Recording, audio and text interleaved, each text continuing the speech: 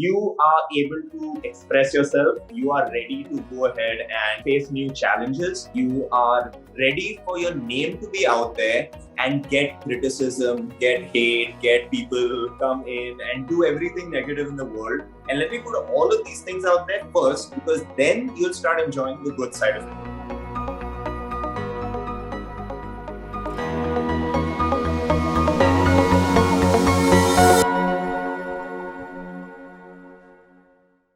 Welcome to another episode of the OPES Show. Today on the show, we have a creative powerhouse. He is the creative manager of Growth Gravy, and that's a place where I've personally interned. And trust me when I say he is a media production guru.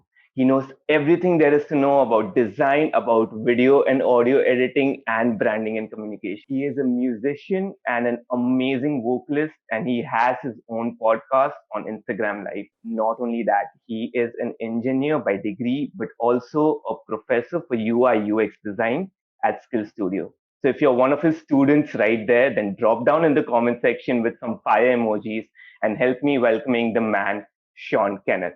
So hi, Hey man. guys, awesome. Really excited to be here, man. So how have you been, man? Been pretty good. I've recently moved to Mumbai, so it's a whole thing that we're doing remotely with the company. I'm practically doing everything remotely, which has actually given me way more time to work on all the stuff that I normally work on. And Yes. besides that, not to like dampen things down or anything, but Mumbai is also in lockdown right now. Yeah. Again, which is giving me a nice opportunity to, play around with everything that I can do at home, content creation at home. So it's a pretty nice space right now. And it's a new city, so it's pretty exciting to see what's there on the horizon, right? That's nice. That's amazing. So, as you know, the show's name is Ordinary People, Extraordinary Stories. And the whole purpose of this is to get your story out and see how it can actually bring value to other people. So, I would like to start with how did you discover these creative outlets, music, art, design? How do you discover all of this? And how did this become a major part of who you are now? So as far as I can remember, it was more the environment that I was in. I remember being given a book at a very early age, probably as soon as I started reading, probably the age of 4 or something. My mom gave me my first book to read. I got access to a computer at the age of 3, and I don't believe it, but my mom tells me that I've been using a computer since the age of 3. I still don't know how that would have been possible, but let's assume that that's true. I remember as early as I was using a computer, I used to use PowerPoint, and I was very fascinated by making all of these cool graphics and making poems and just doing something that's visually appealing inside PowerPoint.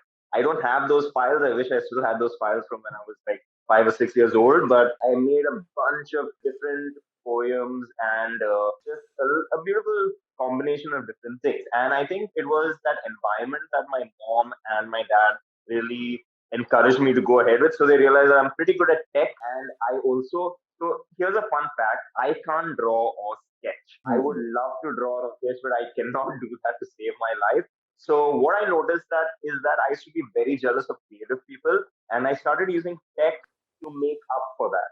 If I couldn't draw a sketch, I would start using design tools to bring my ideas to life. I would use a computer to type out all of the stories that I had in my head. When I got access to a mic, I started recording that. I wasn't the best singing live, but I just wanted to be there. So more than anything, I think it's not when I realized that I had all of these talents, it's that it slowly developed. And the main thing is that I had an interest and I had that environment that really let me grow all of these talents along with the technology and that interest in the technology at the same time. So both of these worlds came together and made me the person that I am today. That's so interesting. Do you think of yourself as a naturally creative person, or is it something that is learned?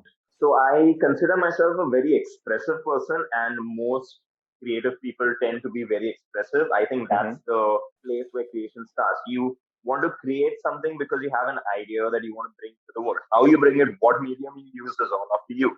If you have an idea of a beautiful scenery in your head, if you're an artist, you're going to be able to bring that to life using a piece of paper. If you have a beautiful story in your head, you're going to want to write that down, right? So at the base of it, I think that people are expressive, creative people are expressive. And I think that's where I came from. And the fact that my environment let me be as expressive as I wanted to be is why I preferred going into the creative fields rather than everything else that was around at the time. So, do you believe that everybody can be creative, or is creativity a natural born talent, and only people who are naturally creative can actually, express themselves in such creative manner? See, that's a tricky question because there are different definitions of creativity. Because Mm-hmm. what I consider very creative may not be creative for someone. Let me give a very specific example. I don't draw a sketch, right? So I'm not Mm-hmm. really used to doing illustrations as much as someone who would take a piece of paper or a tablet and then draw all of that out. You would wonder whether, even though I'm in the world of design, is that really as creative as a person who sits down and draws everything from scratch? But even then, that person who is drawing everything from scratch has some reference in their head. Yeah. You can't go from zero. You have to have some sort of reference and come up with something from somewhere, right? So I think that everyone has the potential to be creative. I just think that until they find the means for bringing the idea to life, they are not going to be, perceived as creative. Because I wasn't known as a creative person until I started using technology, until I started using design software to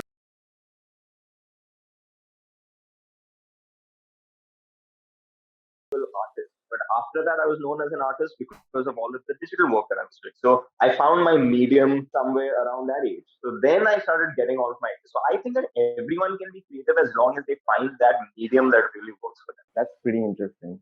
So you did not take any design degrees, or you aren't like professionally a designer when it comes to degrees, when it comes to Absolutely. education and all that. Absolutely. So you were an Yeah. engineer, a computer science engineer, right?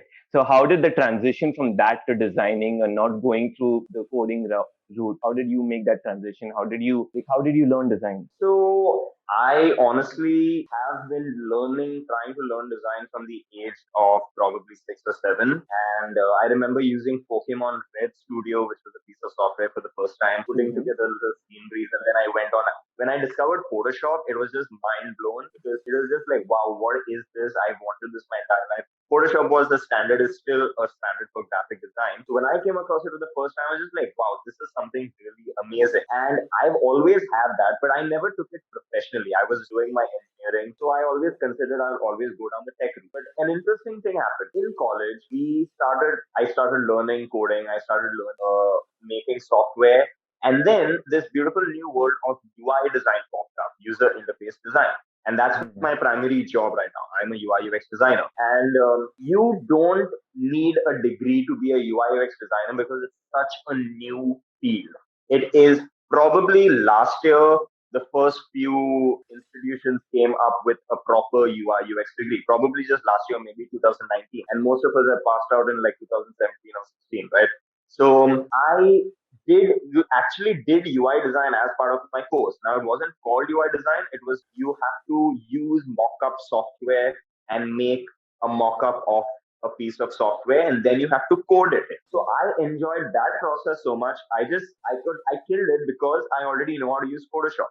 Everyone else was struggling to use all design software to try to do that. I just did the first design I was assigned within 5 minutes because I've been using Photoshop for as long as I can remember. Then I did a little bit more research and I realized that, wow, okay, this is a whole field on its own. So when I graduated, I wasn't looking to be in design. I was looking to be in tech. And then I found this midway that had my skills and my degree come together, and that was UI Mm-hmm. design. Now, if you're a UI UX designer, you will automatically also do graphic design because it goes hand in hand. Yeah. And then because so I first started off as a UI UX designer, and then I realized that I can also use my other skills and practice a little bit more. So which is why I ended up in the field that I'm in right now.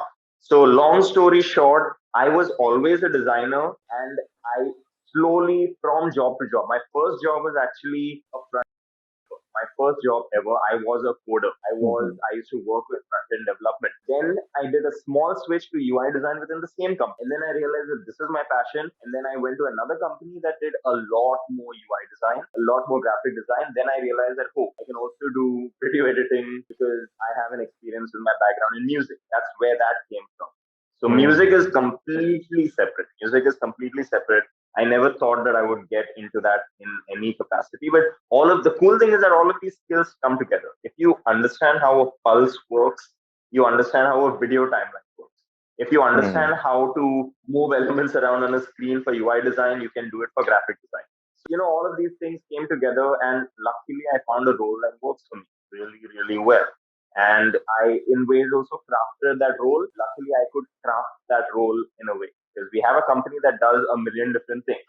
So then I can contribute in this way. This is what I'm bringing to the table. This.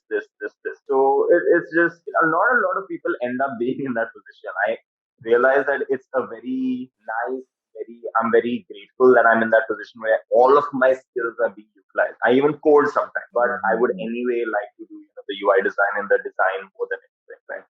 All right, that's amazing. And what's really interesting is how you have dipped your hand in so many different things, and you've managed to like get all of them together into few things that you're actually doing right now. What Yeah, was, yeah. what really caught my eye was when you said that this is my passion. That's where I want to go next. Is how do you know what exactly your passion is? Because I've been trying to figure this out. I've been interested in a lot of stuff. Like the list is endless and I can keep adding more stuff, and I just happen to be pretty decent at it that I can actually go down that route. So how does one identify their passion or even zero down onto that few particular things?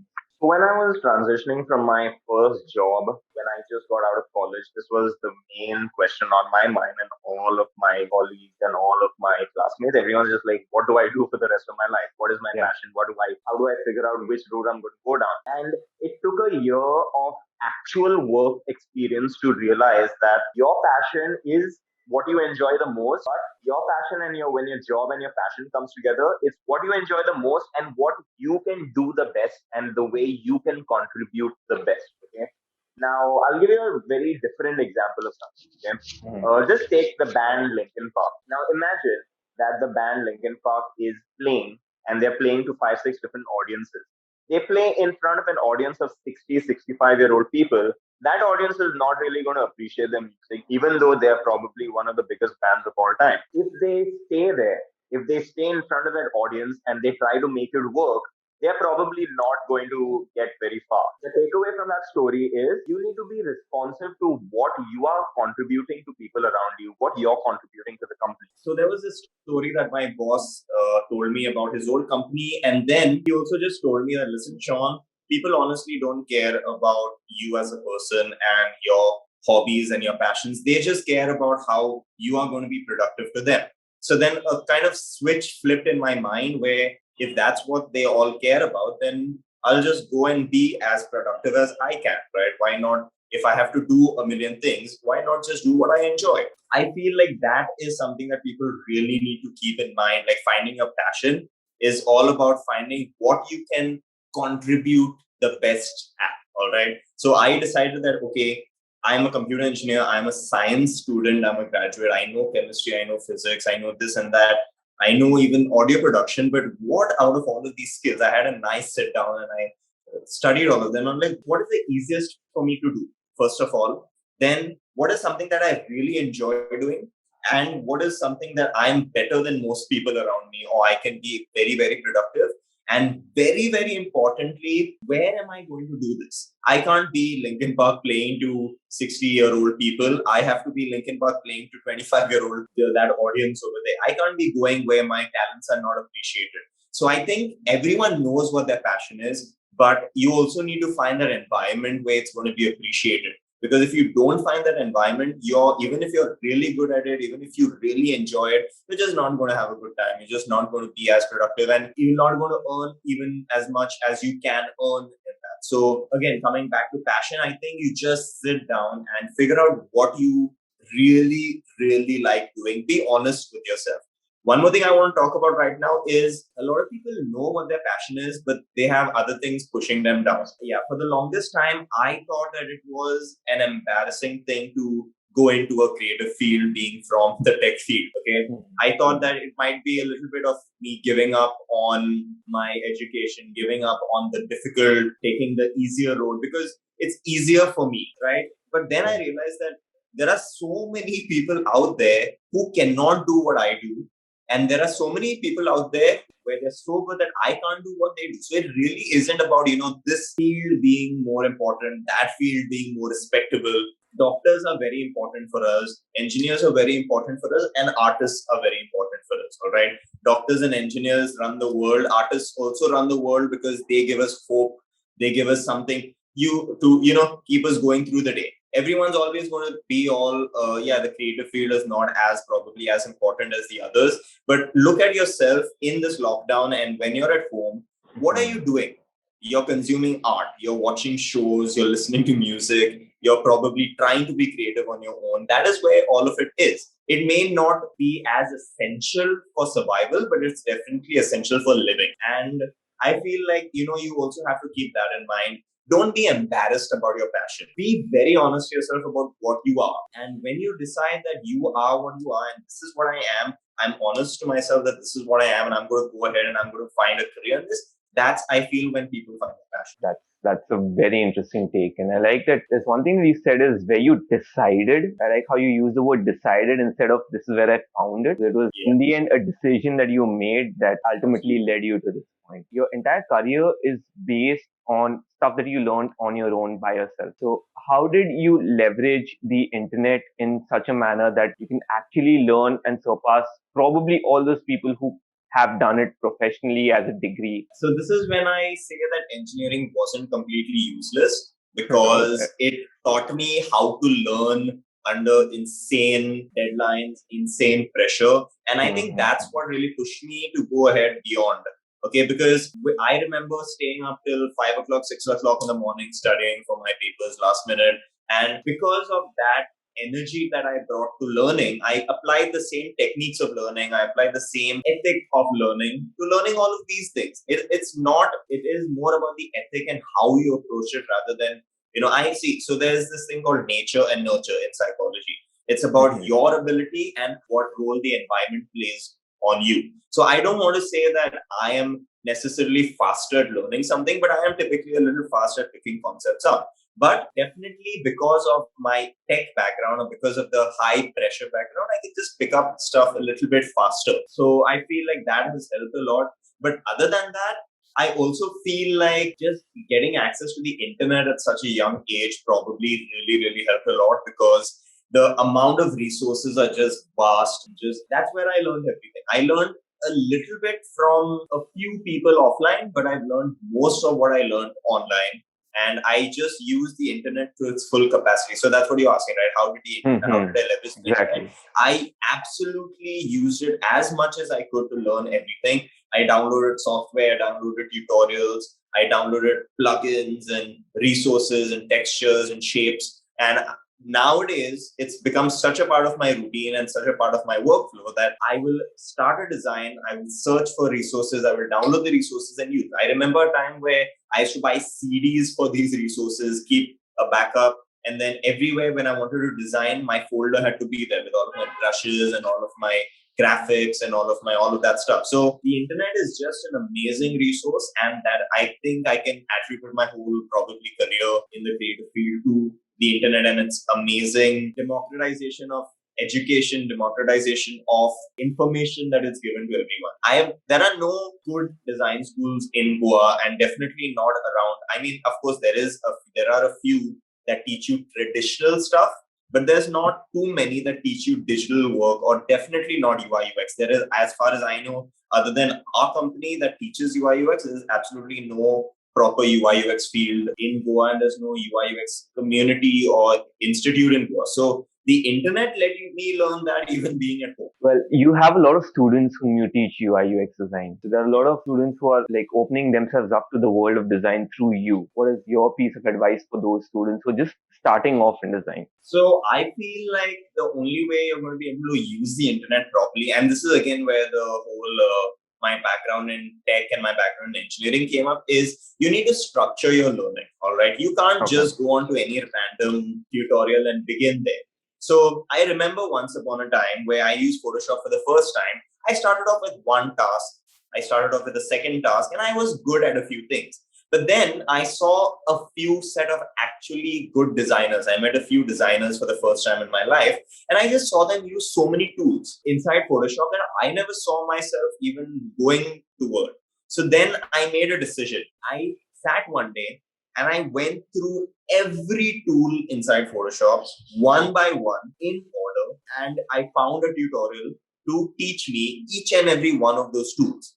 So by the end of, I think, maybe a few months, say, let's say 2 or 3 months, I had practiced all of the tools inside Photoshop. That structure was not there earlier. So what I feel like is we have so much for us on the internet. You learn how to make a logo. You'll have a tutorial to make a UI design. You have a tutorial to make a cool gradient effect or do a special edit. But these are not teaching you how to become a well-rounded designer. These are not teaching you how to learn and be useful in the field. They're teaching you one trick or two tricks. And there is a reason behind that. And I'll say I know the reason because we also are guilty of it sometimes. And that's because of driving sales. Now, suppose you have a cool trend these days, right? You have like, let me take the silhouette challenge or that I think there was some flash challenge on TikTok some time back. So that was very popular. And then everyone wanted to do that. So now, obviously, if I make a tutorial to show you how to do that, you're going to click on it, right? That is where these tutorials are coming from. But you can't let them limit your knowledge. You have to come back and go through the TikTok app and go there are 15 different transitions here. There are 10 different tools here. Let me sit down and learn all of them. Let me learn all of them. Get your basics right. Because what I believe is when you learn the tools, you can figure out whatever you want. If you learn a trick, you learn a trick and that's all you can do. But if you learn all of the tools, if you learn of your basics, if your fundamentals are strong, then you can do whatever you want. Then when you see a trend, you don't have to look at a tutorial. You know the tools, you will figure out how to do it on your own, right? So this is something that I picked up from tech. This is something that I picked up from engineering.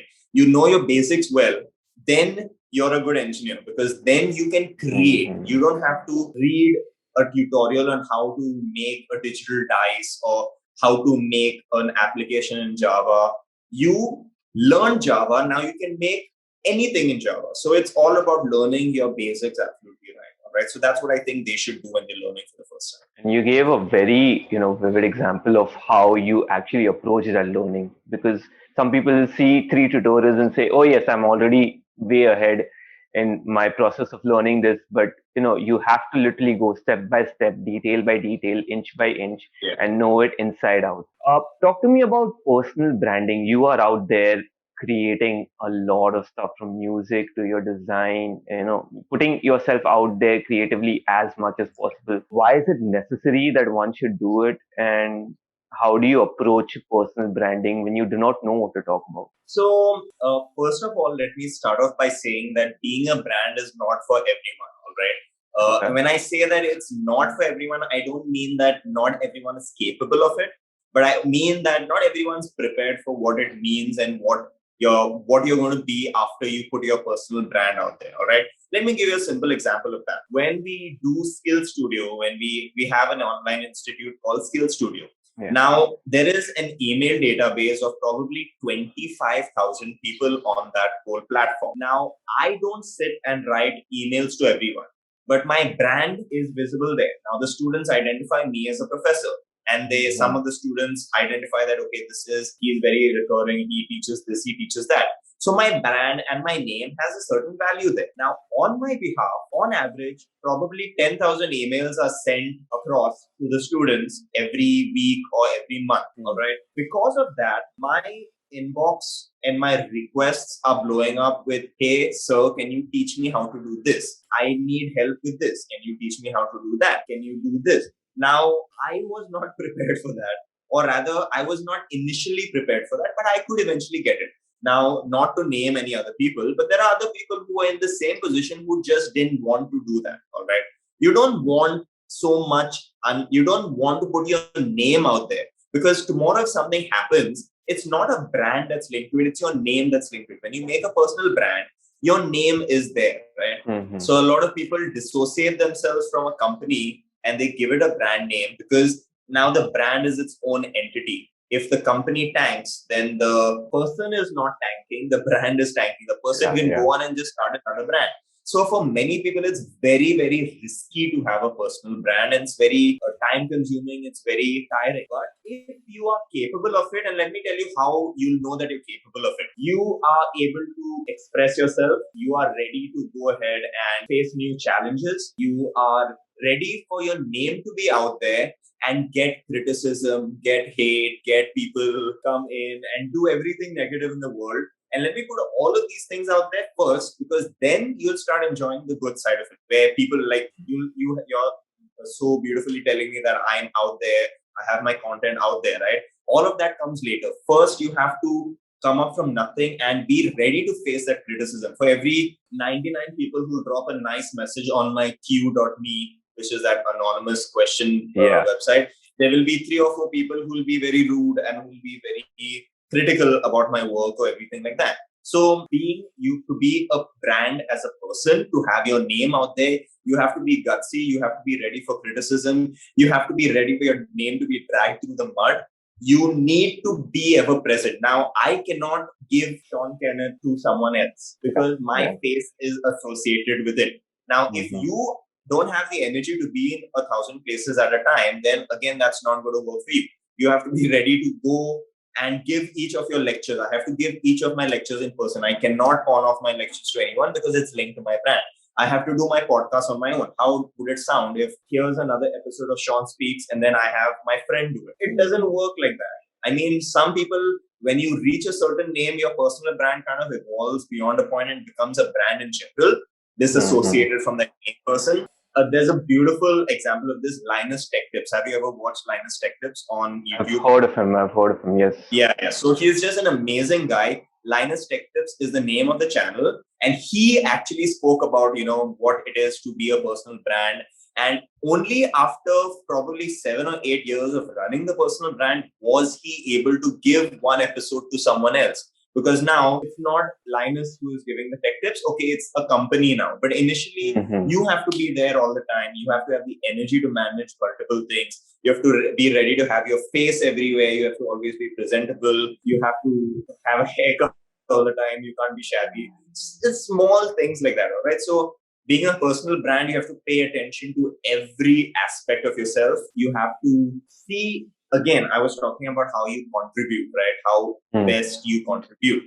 I do a bunch of different things and I've just decided that I'm going to use all of these things to prop each other up. I do design. I'm not getting leads. How do I get people to give me business? Oh, let me put a podcast out because then people will know that I am slightly knowledgeable about this topic. Then they'll go and check on my other work. If people want to check on my podcast, they'll come to my music. So all of these things are getting leads in from everywhere. And they'll be like, oh, okay, you are a person who does this, this, and this. So yeah, that's how I went around creating my brand. And I think that's what you need to keep in mind when you are creating your own personal brand. But don't you think for anybody with any particular skill, it's extremely necessary for them to put them out online, and put it out in the world, because that's how, as you said, you get the business, as you get the exposure, and you get these opportunities which you probably would not. I mean, I don't believe that you necessarily need to put out your personal brand when you're talking about a personal brand, as in your name. You can obviously, as I said, you can start off another name. Example, let me give you an example of Growth Gravy. Growth Gravy is the name of the company, right? So bunch of us, Viresh handles Growth Gravy. And of course, people know that he does. But a lot of people probably won't also know because it's its own entity on its own. So not saying that he is perfectly capable of handling a personal brand on its own too. But he would rather do it here because then you have a certain disassociation, because now I can build it. Growth Gravy does not have to be him. It can be 3 other people. I can go on behalf of the company, go and meet. All right. So what if I'm going to go as a lead for Shawn Kenneth right now? And Shawn Kenneth again does not show up for the business meet. Now they're going to wonder, okay, it'll be impressive in a way that he has probably 5 people working for him or 6 people. Right? You're trying to meet, so why are you not meeting that person? So you can't be in a million places. So if you're able to do that, go for it. I think it's very important to have a brand in general, whether it's a personal brand, whether it is a brand which may not be linked to your name, that's up to you. But I think it's just important to have a brand in general, especially in 2021 going ahead. All right. So what are you missing out on if you're not online? You are missing out on a new wave of just amazing innovation. All right. Okay. The internet is the place to be right now, because if you look at any sort of statistic from any resource, you will notice that the number 10, the top 10 jobs other than the medical field are in something to do with tech or something to do with the online space. All right. It has something to Mm-hmm. do with social media. It'll be web development. It'll be UI design. UI design is a very, very prevalent job role right now in 2021. All of the top 10 jobs, all of the top 10 trends, all of the innovations, everything is on the internet. So I think that if you are not on the internet for whatever reason, you are missing out on everything amazing that 2021 has to offer in every capacity. Everything is going online. Everything that we thought would never go online is going online. All right.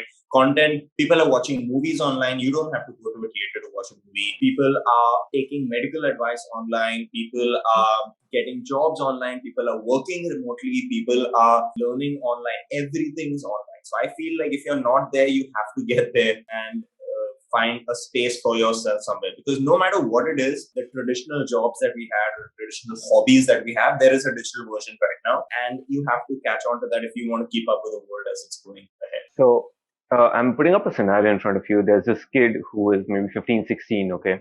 He knows the All importance of right. everything that he just said right now. It's important for him to put his work online.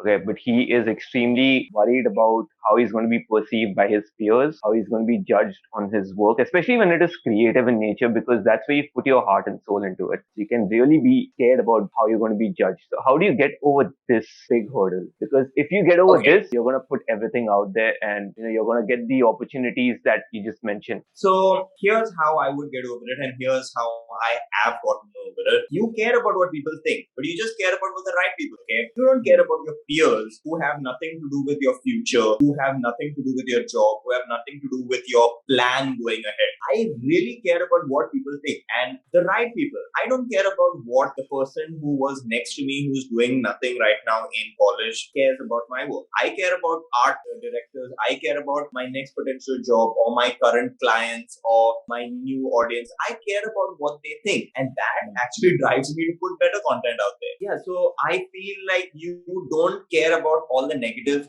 You just care about how you're going to impress people. All right. You care about what people think, but care from the positive aspect. No matter what level you are at with your creation, with your work, with your skills, you will impress someone. Okay. There's always someone who's further, and there's someone who started their journey a little bit after you. So you're always going to be impressive to someone. You're always going to be better than someone, and you always have an opportunity to get better no matter where you are. Right. So I think that you should always just put out your work and keep in mind who you want to impress. Don't keep in mind who you will potentially disappoint. We don't want those people. Those people have nothing to do with our vision. Those people have nothing to do with our journey going ahead. What is your journey? Why are you putting content out? You want a job. You want people to be impressed by your work. You want your creative ideas to be out there. So go target those people. You want to get a job, put out work that you know that your potential new employers are definitely going to like. If you want to impress people with your skills, put out that content which you know that they're going to appreciate. I know that the community in Goa is intensely musical. So I like putting out music because I know that, hey, if I'm putting out content, they'll probably enjoy it more than if I put out an article. I've actually tried this out. I've written stuff. It has not gotten as good a reaction as my podcasts. And Yeah. I realize that people are more receptive to being told something rather than having to read it. You won't know these things unless you put your work out there. Your first piece of work probably won't impress anyone. Your second project won't impress anyone. Your third project might start impressing someone. Your 50th project will have you crowned the best creator of the year. So you just have to put your stuff out there. Don't worry about what anyone thinks. You think that it's good. You're confident about it. Just put your work out there and it'll just work wonders. It's worked for me and it's going to work for you no matter who you are. So basically, what you're saying is narrow the circle down. You're worried about everybody out there. Narrow to a few selected people whose opinion actually matters to you. Maybe a few close friends, and actually people You, who the content actually is targeted to. Like the person you're applying for a job or creative managers, so on and so forth. So the way again I'm trying to put it out is that if you worry about what everyone thinks, you are never ever going to get something out there. Because for every person who'll appreciate your work, there will be someone who's critical of your work. You will never get anything out there if you're worried about what everyone thinks. But if you worry about only what people think, when only certain people think, especially those people are really beneficial to you, and Yeah. who you want to genuinely, inspire. So there are many reasons why people put out content. Some people, I like choosing certain songs because even my mom might like it, my family might like it. Hey, go ahead. If that's what you want to put content out for, do it. I want to put out content because I want to educate. I want to put out content because I want to impress a person. I want to put out content because I want to get leads for my business. Mm-hmm. Keep your goal in mind. Why are you doing what you're doing? Then it's all going to really, if you're really clear about why you're doing what you're doing, then you're never going to bother about what random Tom, Dick and Harry thinks about your work, because they are not part of your journey. Their criticism. See, criticism is good. Okay, criticism is. I've had a podcast on this topic. Criticism is amazing. Use it to fuel yourself rather than pushing yourself down. Because if someone says that, hey, your voice does not sound the best here, your mixing sucks, this is not the right song for you, I can go two ways. I can either demotivate myself by saying that I'm not a singer, or I can go all, oh, this song does not suit me, let me try another song. Or this vocal range is not mine, let me try another vocal range. This is not the artist that I sound good as, let me try another artist. Then you might turn that person around. You've turned a hater into a fan. So criticism is good. Criticism is there, but don't focus on the bad. Just focus on the good and just use the bad and fuel the good is what I would like to say when it comes to content creation. What should someone do if he does not know what to talk about? Like you have a very specific, narrow niche, wherein you talk about a few selected things: graphic design, art, music, and that's where your world starts and that's where your world ends. Or what about somebody who wants to put himself out there, knows why a personal brand's important, but does not know what to put out there? Here's a quick hack for you. Just Google up the top 10 trending topics right now. Pick up one of them. You know that being a news reporter, there are so many. Tell me if this sounds familiar. How many Yeah. pages do you follow, especially meme pages or popular topic pages? Because they're going to give you the latest and the greatest and the whatever's Twitter. You follow probably Yeah. news articles, news this on Twitter because you know that they're going to give you stuff, right? Create a demand or rather find where there is a demand for something and supply that. If you are not naturally, good at something, if you're not naturally knowledgeable at something, that does not mean you can't learn. Okay, you can go ahead and you can learn something new. If you don't know what you're good at, go find a niche where people are craving something. All right. If I had to ask you right now, what do you think is the most trending thing on Instagram right now out of all of these real ideas? Right? Just describe it to me randomly. People dancing is Yeah. like, So it's just like, and the fun thing is that all of these dances are not even that complex. yeah, exactly. Okay. Something So that now, anybody and everybody can follow up, so it's a big thread exactly. and a chain. Yeah. Now, it's not something that if I told you, now here is where all of that humility and, putting it down there comes from. If I told you, you are a content creator, you're just not doing it because you're embarrassed to dance on Instagram. You're just embarrassed. Some people are probably embarrassed to dance, but they can. What is stopping you from just putting on a song and dancing? Now, if you don't feel like you're a dancer, that's a different thing. But you can follow a trend. So what I think is find a niche, find trends and just supply the trend, because that's what a lot of content creators do nowadays and it works really, really well for them. All right. You want to put yourself out there, find out what is in demand and do that, give the audience what they want and the audience will eventually, then you can start dictating trends. That's something very interesting to keep in mind. A lot of people who are popular right now started off imitating and started off going by other people's trends, all right? Going on other people's trends. When they got to a level where they could demand respect, they started creating their own trends. So many companies will, let me take fashion as an example. So many companies will make jeans and dresses and black t-shirts and whatever. And then they'll start innovating. Then they'll come up with a unique concept. And then what they make is what other people will start copying to get there. Yeah. Okay. Let me give you an example of the tech world. OnePlus. I love this story because it's the most technically accurate story out there. OnePlus wasn't a flagship company, right? They don't make flagship smartphones, or rather now they do, but they didn't start off as that. They started off giving people what they wanted, which is high-end specs at a low price. Okay. Yeah. Now they have reached a point where they can charge $1,000 for a smartphone because they have built their brand, they have gone with trends, they have given people 2 cameras, 3 cameras, 5 cameras when they were all the rage. They've given people HD screens, and now they can dictate trends, and people are starting to copy them. You understand? So if you don't have a niche, find something that you can pick up and then eventually work yourself up there till you can. That's what I did when with design. That's what I did with UI UX, and that's why I can now teach people. That's why I can now command a team in my company. Whatever so that's how I would say you go about it. Well, that's extremely valuable because every time you answer a question, you actually give step-by-step processes of how to move ahead. So that's great. I'm just sad that we don't have enough time. We're almost coming to the end of this. So that's fine. I think I've had no matter how many questions, I've just had an amazing time talking. Yeah, that's amazing. So, where can we find you online? Where can the people who are viewing this, where should they find you online? All right. So I'm usually most active on Instagram. So you can find me on Instagram at Shawn Kenneth. You'll find the handle somewhere around here. Yes. You can find me on my website. So ShawnKenneth.in. If you want to check on my work, that's where you'll find most of my work. If you want to see my podcast, my music, between my website and my Instagram, you'll find most of my stuff there. So drop a message if you see this episode. Drop a message, take a screenshot of this or take a video of this, put it on Instagram, tag Nishant, tag me so that we can repost it. And then just put it out there, go follow both of us also if you're coming across this for the first time. Start a conversation. If you have any, whoever's watching this, if you have any questions, then go ahead and ask as much as you want to. I'm always there to answer all of them. If you have questions about design, if you have questions about careers, if you have questions about any of that, you can go ahead and you can contact me there. All right. So yeah, you'll find that link somewhere on this video. Yes. Thanks a lot, Shawn. Thanks a lot for doing awesome. This. Yeah. That was amazing. Man. Take care.